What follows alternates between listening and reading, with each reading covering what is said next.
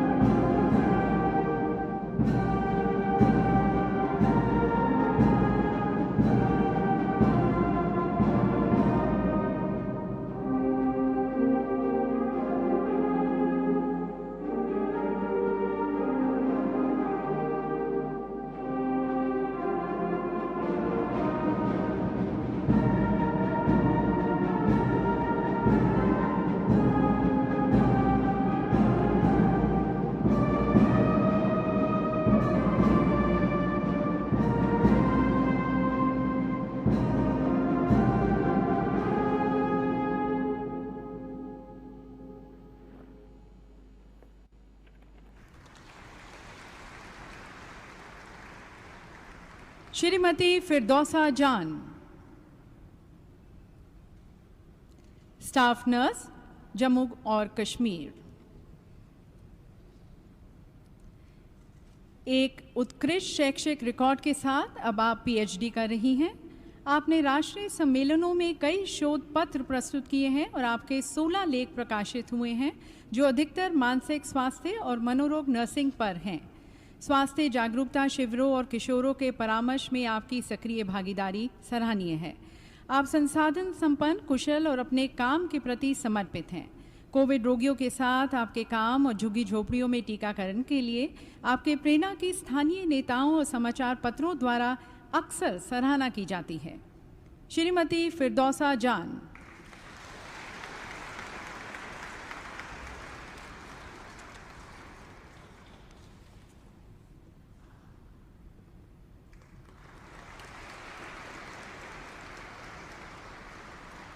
Shrimati Geeta AR,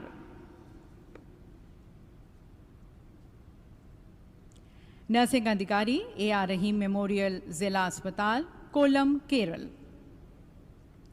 आपने जिला अस्पताल में सेवा भार ग्रहण करने से पहले कई अस्पतालों के विभिन्न नैदानिक क्षेत्रों में काम किया है। आपने जरा चिकित्सीय देखभाल, मानसिक स्वास्थ्य, कैंसर देखभाल, उपशामक देखभाल और एचआईवी में प्रशिक्षण प्राप्त किया है। आपको कोविड-19 महामारी के दौरान व्यावसायिक उत्कृष्टता पुरस्कार वर्ष 2021 तथा 22 के लिए सर्वश्रेष्ठ अस्पताल स्टाफ पुरस्कार से सम्मानित किया जा चुका है। श्रीमती गीता एआर,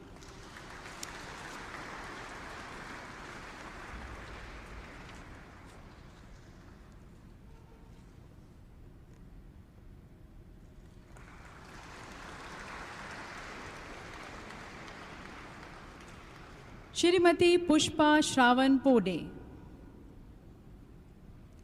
सार्वजनिक स्वास्थ्य नर्स, जिला अस्पताल, चंद्रपुर, महाराष्ट्र।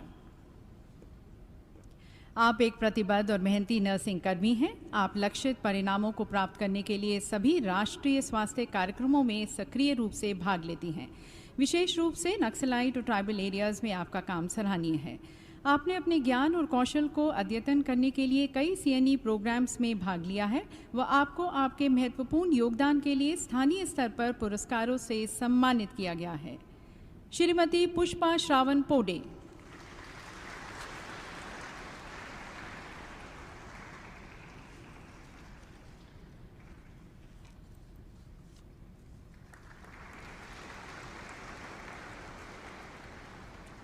श्रीमती इरोम चंद्रबाला देवी,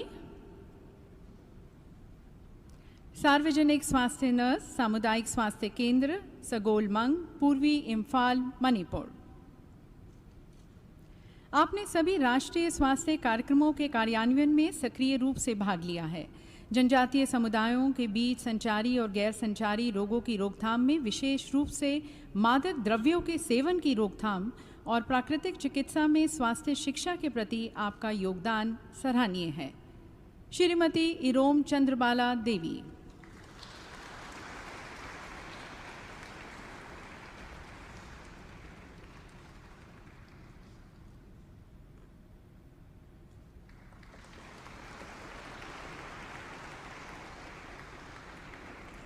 श्रीमती सी जोपारी,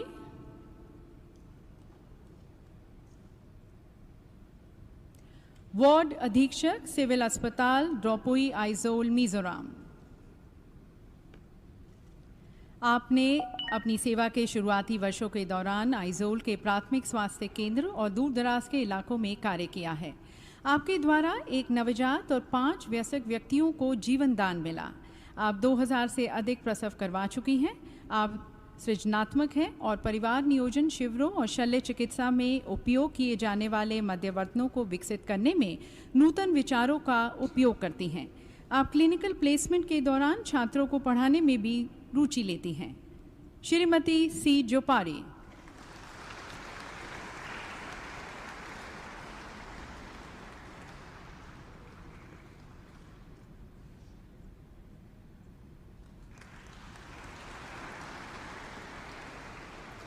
ब्रिगेडियर अमिता देवरानी,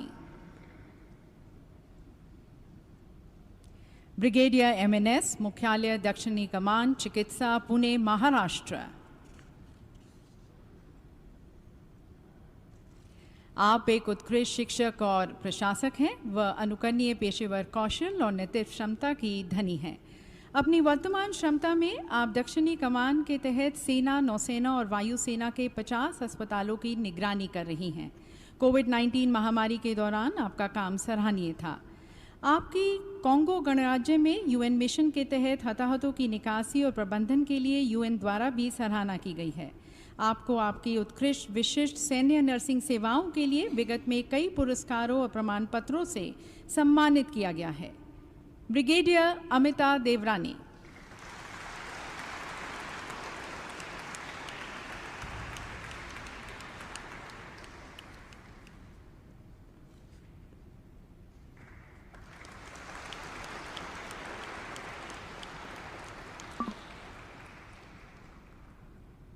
श्रीमती साथियाकनी थंगराज, उप नर्सिंग अधीक्षक, Jawaharlal institute of post graduate medical education and research, Puducherry. आपने डायलिसिस रोगियों के लिए एक मोबाइल ऐप विकसित किया है। आपने शल्य कक्ष रोगानुशोधन तकनीकों में योगदान दिया है और अस्पताल में फैलने वाले संक्रमण को कम किया है। आपको नशा मुक्ति, मानसिक स्वास्थ्य, चक्रवात और बाढ़ राहत कार्य, बचाव अभियान और सुनामी के दौरान आपके उत्कृष्ट कार्य व सेवा और योगदान के लिए विभिन्न पुरस्कारों से सम्मानित किया जा चुका है। श्रीमती साथियाकनी थंगराज।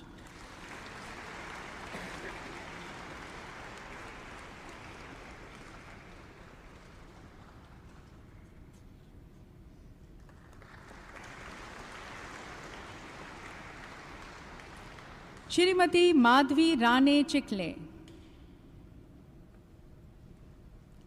मुख्य नर्सिंग अधिकारी, फोर्टिस हॉस्पिटल, मोहाली, पंजाब। आप एक कुशल नर्स, शिक्षिका और प्रशासक हैं। आप आत्मविश्वास, नेतृत्व, साहस और ईमानदारी की प्रतिमूर्ति हैं।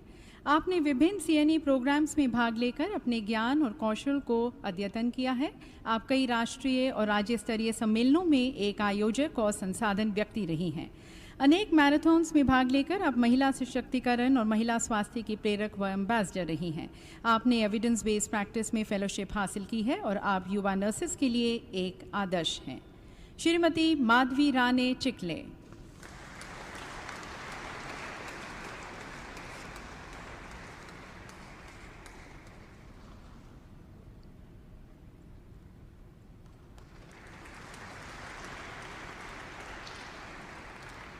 श्रीमती औबिस्मिता घोष, सामुदायिक स्वास्थ्य अधिकारी, वेस्ट बंगाल। दान उल्लेखनीय है। आप समुदाय के लोगों को नेत्रदान के लिए प्रेरित करती हैं और अपने स्वयं भी नेत्रदान करने का संकल्प लिया है। आपने सभी राष्ट्रीय स्वास्थ्य कार्यक्रमों के कार्यान्वयन में सक्रिय रूप से भाग लिया है। विगत में आपको कोविड योद्धा के रूप में जिला पुरस्कार से सम्मानित किया जा चुका है। श्रीमती औबिस्मिता घोष।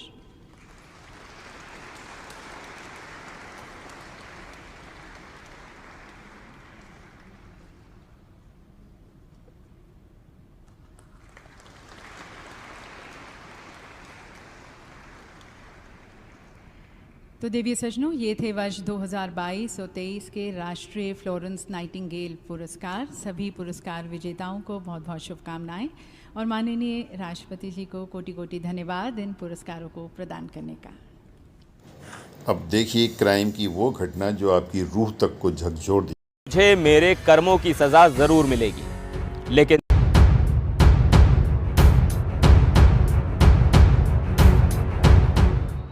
राजस्थान के उदयपुर में एक लड़के और एक लड़की की निर्मम हत्या की पड़ताल में अब तक कई राज खुले हैं। हत्या की वजह से भी पर्दा उठ चुका है। शादी के बाद के प्रेम संबंधों के बीच एक तांत्रिक की बदनीयत ने इस हत्याकांड को और भी खौफनाक बना दिया। अब यही तांत्रिक पकड़े जाने के बाद कह रहा है कि मुझे मेरे कर्मों की सजा जरूर मिलेगी, लेकिन तांत्रिक के इस कबूलनामे और पछतावे से ना तो उसके गुनाह पर पर्दा डाला जा सकता है और ना ही इस खौफनाक वारदात को भुलाया जा सकता है। दरअसल पिछले 4 दिनों से उदयपुर के गोगुंदा इलाके में इस हत्याकांड ने लोगों के बीच सनसनी पैदा कर रखी है। पुलिस ने मामले की पड़ताल की तो इस मामले में उसी इलाके के तांत्रिक भालेश कुमार को गिरफ्तार कर लिया। मंगलवार को तांत्रिक को जब अस्पताल ले जाया गया तो वहीं पर लोगों ने घेर लिया। एक के बाद एक कई सवाल भी पूछे गए, लेकिन जवाब में तांत्रिक भालेश ने एक ही बात कही, मुझसे बहुत गलत हुआ, मुझे इसकी सजा जरूर मिलनी चाहिए। इस हत्याकांड का सबसे पहले पता तब चला जब मजावद गांव से लगे जंगली इलाके में एक लड़की और लड़के की लाश मिली। दोनों के शरीर से आधे कपड़े गायब थे और लाशें बुरी तरह लहूलुहान थीं। गांव के लोग इस बर्बर हत्या को देखकर खौफजदा थे। पुलिस को सूचना दी गई। जंगल में मिली दोनों लाशों को जब उठाया गया तो तांत्रिक की बर्बरता भी देखने को मिली। लड़के का प्राइवेट पार्ट कटा मिला और लड़की के प्राइवेट पार्ट को भी चाकू से गोदा गया था।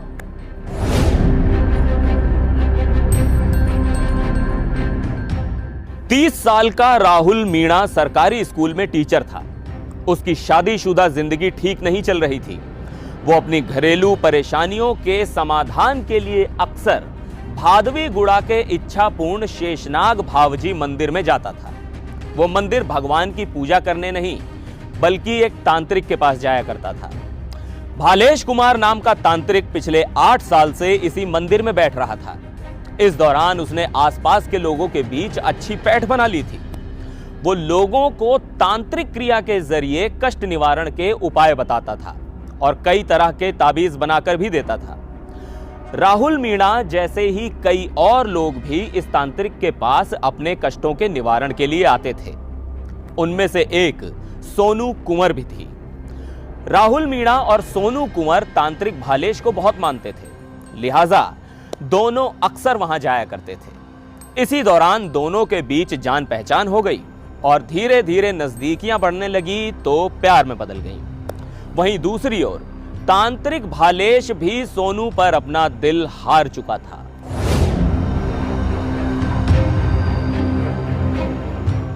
राहुल और सोनू के अफेयर की भनक तांत्रिक को लग गई।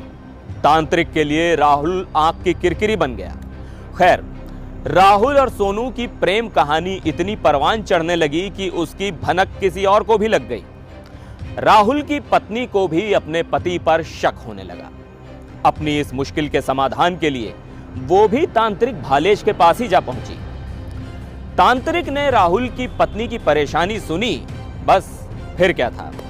तांत्रिक भालेश ने राहुल और सोनू के अवैध संबंधों का पूरा कच्चा चिट्ठा राहुल की पत्नी के आगे खोल दिया। राहुल और सोनू तांत्रिक पर आग बबूला हो उठे। राहुल ने तांत्रिक से पूरे मामले को किसी भी तरह रफा दफा करने को कहा। साथ ही राहुल ने भालेश को धमकी दी कि अगर उसने ऐसा नहीं किया तो वो सबको ये बता देगा कि तांत्रिक के सोनू के साथ अवैध संबंध हैं। राहुल की इस धमकी के बाद तांत्रिक को लगा कि अगर राहुल ने ऐसा किया तो इतने सालों में कमाया नाम मिट्टी में मिल जाएगा। समाज में उसे इज्जत नहीं, हिकारत की नजर से देखा जाएगा। मन में ऐसे ख्याल आते ही तांत्रिक ने इस बदनामी से बचने का एक खौफनाक प्लान बनाया।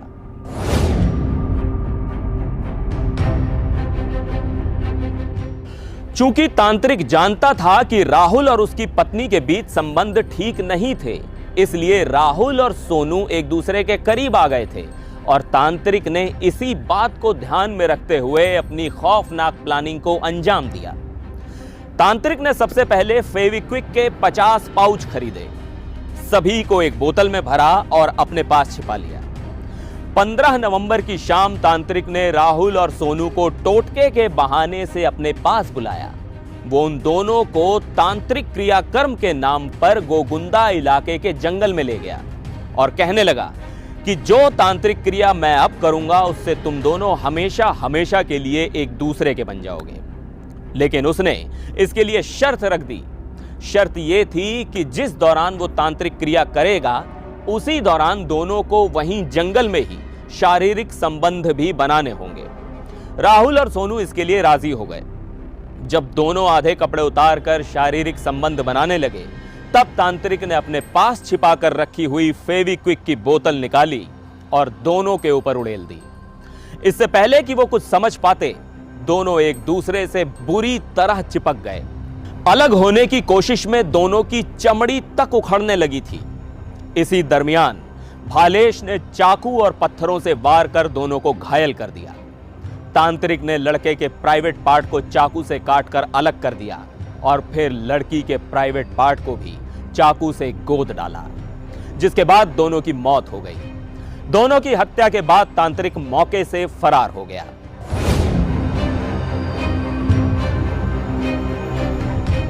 गोगुंदा इलाके के जंगल में दोनों की लाश मिलने के बाद पुलिस ने मामले की जांच शुरू की। शुरुआती पड़ताल में यह खुलासा हुआ कि राहुल और सोनू दोनों शादीशुदा थे और दोनों के बीच एक्स्ट्रा मैरिटल अफेयर चल रहा था। मामले को बेहद गंभीरता से लेते हुए पुलिस ने इलाके के करीब 50 जगह के सीसीटीवी फुटेज को बारीकी से खंगाला। इस दौरान पुलिस ने 200 से ज्यादा लोगों से पूछताछ भी की।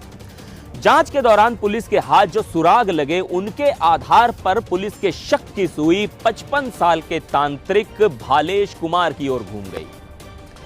पुलिस ने तांत्रिक को हिरासत में लेकर पूछताछ की तो उसने अपना जुर्म कबूल कर लिया। इसके बाद पुलिस ने तांत्रिक से आगे की पूछताछ के लिए उसे अदालत में पेश कर रिमांड पर ले लिया है।